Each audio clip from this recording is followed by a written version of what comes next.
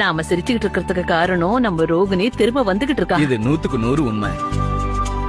மனோ, இன்னைக்கு நான் ரொம்ப சந்தோஷமா இருக்கேன். இனிமே நம்ம குடும்பம் ரொம்ப சந்தோஷமா இருக்க போகுது. இந்த வீட்டோட கஷ்டங்களும் துக்கங்களும் இன்னையோட நம்மள விட்டு போக போகுது.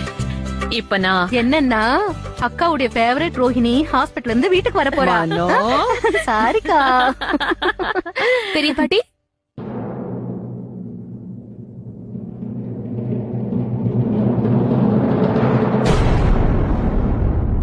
என்ன எல்லாரும் ஏன் என்ன இவ்ளோ ஆச்சரியமா பாக்குறீங்க?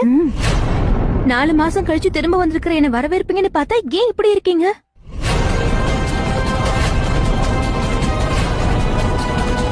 அக்கா, எதுக்காக என்ன இப்படி பாத்துட்டு இருக்கீங்க?